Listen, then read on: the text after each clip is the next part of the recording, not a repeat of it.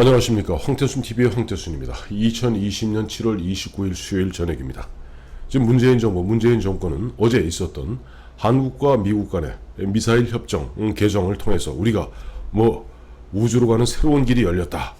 또 문재인 대통령은 이제 우리가 고체 연료로 우주로 가는 로켓을 만들 수 있기 때문에 이제는 미사일 협정을 통해서 현재 800km로 제한되어 있는 탄도미사일 사정거리를 갖다가 우리가 사정거리 제한을 갖다가 철폐함으로써 우리가 미사일 주권을 갖다 확보해야 된다.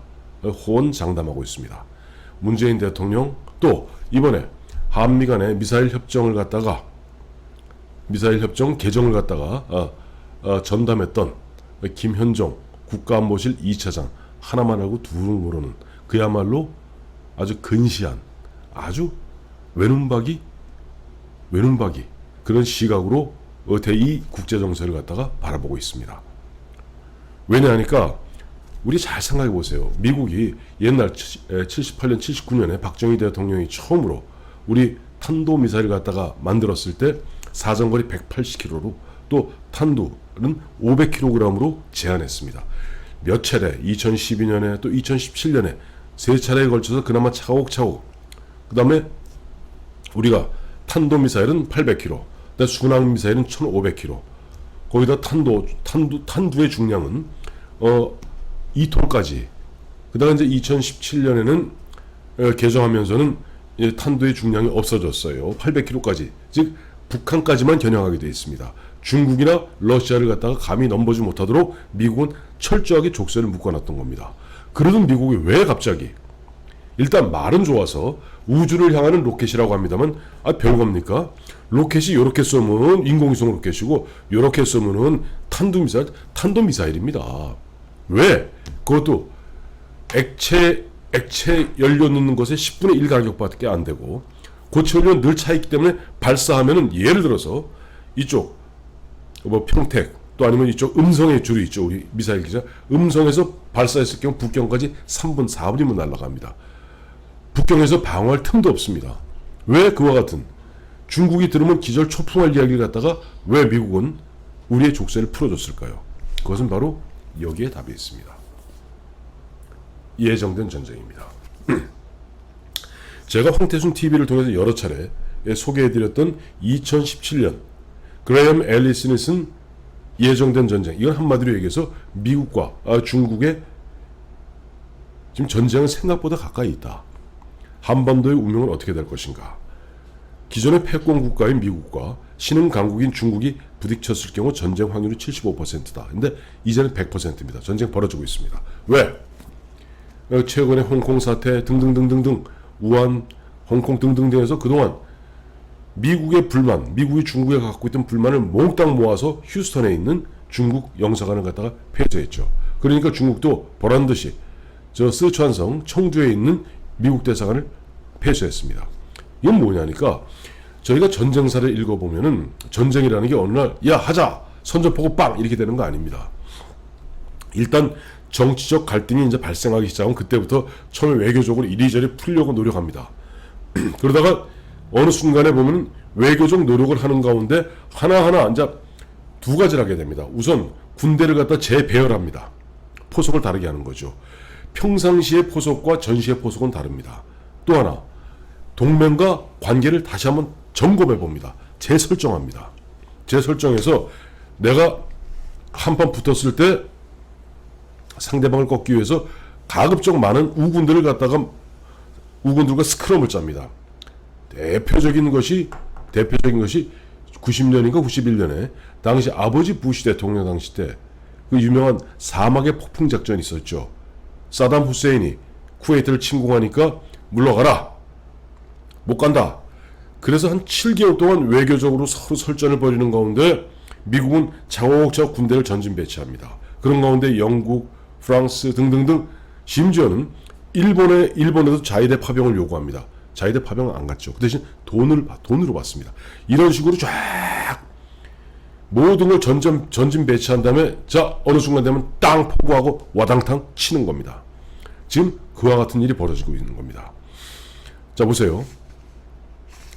지금 미국은 이번에 두 가지를 갖다가 우리 한국에게 요구하고 있는 겁니다. 하나는 자, 한국 너 그동안 중국과 미국 사이 우리 사이에서 계속 그야말로 양다리 걸치고 왔다 갔다 했는데 이번에 줄 똑바로 서 너희가 그토록 원하던 고체 로켓을 갖게 해줄게.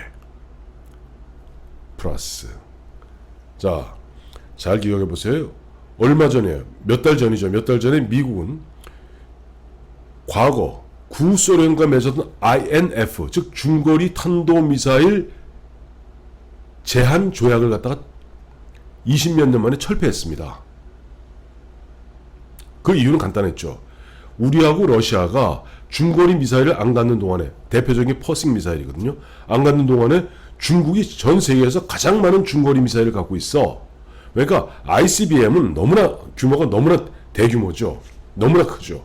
근데 또 시간도 한 30분 걸리고 방어할 시간이 있습니다. 근데 중거리 미사일은 예를 들어서 과거 퍼싱 베를린 서독에 퍼싱 2를 배치해서 모스크바를 공격하면 딱 7분이면 날아갑니다. 상대방 방어할 틈이 없습니다. 그래서 소련이 결국 나중에 손을 들게 되고 소련이 거기 맞서다 보니까 결국 미국의 레이건 정부 시절에 구소련을 갖다가 악의 제국으로 규정한 다음에 끊임없는 그야말로 군비 경쟁을 벌려서 소련으로 하여금 무너지게 만들죠. 지금 중국과 본격적으로 전쟁을 벌이기로 작심한 미국 입장에서는 영사관부터 하나하나 철폐하면서 본격적 전쟁 준비에 들어간 겁니다. 그러면서 한국에게는 야, 그때 중거리 탄도미사일 협약을 갖다가 탈퇴하고 뭐라고 그러냐면 미 국방부에서는 자, 조만간 우리는 중국을 갖다가 염두에 두고 아시아에 있는 우리 동맹국에다가 중거리 미사일을 갖다가 2020몇 년까지 배치할 것이다 라고 얘기했습니다. 자, 미국의 중거리 미사일을 갖다가 중거리 탄도미사일을 배치할 곳은 아시아에 딱 두 곳밖에 없습니다. 일본하고 우리밖에 없습니다. 그 중거리 미사일은 일반 탄두가 들어가 있는 게 아닙니다. 핵탄두가 들어가죠. 자, 그런 가운데 자, 한국으로 하여금 이제 우리 편에 서서 자, 중거리 미사일로 고체 중거리 미사일로 고체 연료 중거리 미사일로 일본을 겨냥하라 하겠습니까? 중국을 겨냥하라고 이야기하는 겁니다. 자, 마침 보니까 폼페이오 미 국무장관이 지난 21일부터 계속 분위기를 바람을 잡고 있습니다. 뭐 강연이다 어디다 가서 바람 잡으면 이런 얘기를 했습니다. 이 폼페이오는 이제 드디어는 시진핑 중국 국가주석을 주석이라고 안 부릅니다. 중국 공산당 총석이라고 부릅니다. 라고 하면서 이제 앞으로의 전쟁은 공산주의 중국, 즉 중국 공산당과 자유세계의 대립과 대결이다. 우리가 중국을 바꾸지 않는다면 중국이 우리를 바꾸려 들 것이다.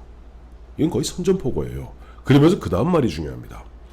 유럽의 파트너 모두 인도와 일본 그리고 한국과 같은 전 세계 민주주의 친구들과 함께 이른바 중국을 바꾸겠다는 겁니다.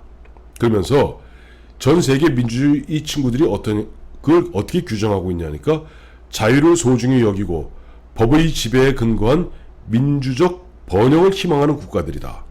그리고 이 자유를 소중히 여기고 법의 지배에 근거한 민주적 번영을 희망하는 국가들이 중국 공산당과 싸워야 된다는 거예요. 자, 우리는 알게 모르게 이제 미국과 스크럼을 짜게 되는데 자, 우리 문재인 정부, 대한민국, 특히 문재인 정부, 좌파 정부는 중국과 북한에 그렇게 친중 제스처를 취해왔는데 또 사드 문제 하나 갖고도 그 때문에 3불 약속하지 않았습니까? 3불 사드 추가 배치하지 않겠다. 다음에 우리 미사일 방어 체계에 들어가지 않겠다. 한미일 이른바 동맹, 군사동맹 맺지 않겠다는데 이 세 가지가 다 지금 잘못하면 흔한 얘기로 허언이 되게 생겼고 여기에 대해서 중국이 어마어마한 압박을 가할 텐데 문재인 정부 과연 어떡할지 참 궁금합니다. 예, 그러면서 이런 얘기죠. 월스트리트 저널이 지난 7월 17일, 그러니까 지지난주네요. 7월 17일 얘기했고 황태수 TV에서 보도해드렸습니다만 미 국방부가 백악관에다가 주한미국 감축을 새로운 옵션의 하나로 제안한 바 있다라고 얘기했고, 그때 이제 황태준 TV에서는 글쎄 그게 쉽지는 않을 것이다. 왜냐하니까 여기 평택에 있는 주한미군 주한 8군 제2사단 병력 28,500명, 그러니까 미 8군 주한미군 전체죠. 미 공군 해군까지 합치면 28,500명이 단순히 북한을 보는 것이 아니라 중국을 겨냥한 것이다 라고 해설을 해드렸는데, 오늘 발표된 미 육군대학원 산하의 전략연구소 SSI의 보고서에 따르면 그렇지 않을 수도 있다는 것을 갖다가 여실히 보여주고 있습니다.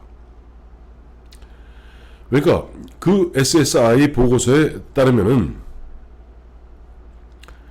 중국의 반접근 지역 거부, 즉 그 A2AD라고 그럽니다. 그 Anti-Access Area Denial이라는데, 중국의 반접근 지역 거부의 우산 아래에 있는 영구적 피난처를 미국에 제공할 수 있는 국가가 바로 일본이다 라고 규정하고 있고, 일본은 중국과 북한과 러시아를 상대로 미국과 공통의 이해관계를 담보할 수 있는 신뢰할 만한 운영기지다. 이 이야기를 듣는 순간 그렇구나 하는 생각이 듭니다. 무슨 얘기냐니까 7월 17일 월스트리트 저널의 주한미군 감축 옵션 있을 수 있는 얘기입니다. 왜냐하니까 미국의 입장 간단해요. 앞서 말씀드린 대로 이미 미국은 중국, 러시아를 물론이거니와 북한도 사실상 핵탄두 50기를 갖고 있는 핵 보유국으로 보고 있는 것입니다. 그러니까 이 핵탄두를 갖게 되면 그것도 돈이 만만치 않게 들거든요. 그러면 핵을 보유하려면 아무래도 재래식 군비는 흔한 얘기 후져질 수밖에 없습니다. 그러니까 자, 한국 우리가 굳이 지금 주한미군의 미 8군 산하의 1개 화력여단, 1개 항공여단, 그리고 9개월마다 순환 배치되는 기갑여단이 있는데 이 기갑여단 하나 빼도 상관없잖아. 왜? 차라리 보면은 우리가 괜히 가장 어디 전초에 있는 데다가 우리 그것도 육군 보병을 갖다 넣는 건 좀 부담스러워. 그리고 너희들 보면은 7군단 등 너희들의 재래식 군비는 우리 핵은 북한의 핵은 우리 미국이 알아서 정리할 테니까 너희가 재래식 군비는 너희 능력으로 북한을 막을 수 있잖아 라고 얘기하는 겁니다. 그래서 이번에 한미 미사일 지침에서 고체 연료를 허용하면서 자, 확실하게 우리 편에 서고 너희 하나 해줬다. 너희들이 원하는 거 해줬고, 그 다음에 너희는 핵 문제는 우리가 알아서 북한 문제를 다룰 테니까 그거 괜히 이러고 저러고 말 꺼내지 말고 너는 재래식 군비 갖고 저 북한의 재래식 군비를 막아봐. 너희 전시작전 통제권 환수하는 게 그렇게 너희 소원이라며 가져가고 너희 대장이 지휘하고, 그 다음에 실제 미국의 주력군들은 그거는 태평양 사령부 하에 둘 것이야. 이제는 미국의 인도 태평양 전략과 중국의 1대1로 전략에 부닥치는 것이 아니라 미국의 인도 태평양 이른바 전략이 아니라 이제 전선과 중국이 전선이 부닥치는 거야. 그리고 너희들이 안으로 어떻게 프로파간다도 괜찮지만은 그 대신 확실하게 우리 편에 서, 즉 중국을 포위하는데 우리 한국을 끼우겠다는 겁니다. 자, 이럴 때 참 문재인 대통령 앞으로 이제 갑갑해지겠어요. 왜냐하니까 이제 미국은 이제 본격적으로 단순히 그동안 무역 전쟁, 화해 전쟁을 넘어서 이제는 공식적으로 양쪽 대사관까지 영사관까지 서로 폐쇄시키는 가운데 미국의 국무장관이 중국의 정체성을 인정하지 않는 듯한 발언. 이건 뭐냐니까 폼페이오 개인의 발언이 아닙니다. 트럼프는 솔직히 말해서 여기 관심도 없습니다. 미국의 국방성, 국무성, 전략가들의 공통적인 이해관계입니다. 그러니까 이제 과거 1980년, 70년, 80년 냉전시대 구소련과 스타워즈 우주전쟁을 벌여서 끊임없는 군비전쟁을 통해서 소련을 갖다 굴복시키고 15개 공화국이 합쳐져 있던 소련을 분해해서 러시아로 만들었듯이 이제 중국도 이제 너희 그런 길을 걸을 것이야. 왜? 중국이 지금 커 올라오는, 심지어 이런 표현을 쓰더라고요. 먹이를 주던 손을 갖다 무는 배은망덕한 놈들. 옛날 닉슨 대통령 때부터 그 수많은 혜택을 줬는데 이른바 주인의 손을 문 너희놈들이 이제 한번 본때를 보여야 돼. 그리고 더 이상 흔한 얘기를 개아리 트는 꼴을 못 보겠어 하는 것이 미국의 입장입니다. 자, 이런 가운데 이것은 이제는 이 전쟁이라는 것이 앞서 말씀드렸던 옛날 아버지 부시 때 뭐 이라크 침공 같은 게 7개월 걸렸고, 또 2차 세계대전 당시에 미국과 일본이 본격적으로 일본이 진주만 기습을 했습니다만 그 전에 한 1년 몇 개월간의 외교전, 그 다음에 미국의 어떻게 보면 일본에 대한 원유 금수 수출 금지 등등등등 하면서 그 사이에 수많은 서로 간의 외교전, 그런 가운데 착착착 보면 따박따박 또 일본은 일본대로 미국은 미국대로 어느 정도 보면 군사를 재배치하고 동맹을 새로 재정비하는 과정을 겪듯이 미국은 중국과의 본격적인 신냉전에 준비하면서 이제 한국에게 어떤 선택을 갖다가 강요하는, 선택을 강요하면서 하나의 밑밥으로 준 것이 이번에 미사일 협정 제4차 개정인 것이지, 문재인 대통령이 뭐 호언장담하듯이 또 김현종 2차장이 그야말로 자화자찬하듯이 뭐 자기가 무슨 뭐 협상 능력이 있어서 따온 게 아닙니다. 미국의 입장에서, 미국의 국익에 봤을 때, 자, 앞으로 너희들이 그런 거 가졌을 때 우리가 이제 보면 고체 연료 로켓 가지면 오히려 우리 한국 주한미군 부대에다가 중거리 미사일, 그러니까 북경과 그다음에 뭐 저쪽 뭐 핵심 지역을 갖다 겨냥하는 중거리 미사일 배치하기가 쉽거든요. 그리고 우리한테도 강요할 겁니다. 자, 이럴 때 중국은 또 지금 사드 보복과 같은 그와 같은 형태로 또 우리를 어마어마하게 압박할 겁니다. 이거는 문재인 대통령 또 좌파 정부의 고민이 아니라 2022년 대선에서 보수 우파가 승리를 엮어내고 그 다음에 새로운 보수 정부를 갖다 세운다, 보수 정권을 출범시킨다 하더라도 이거는 고민해야 될 그런 부분입니다.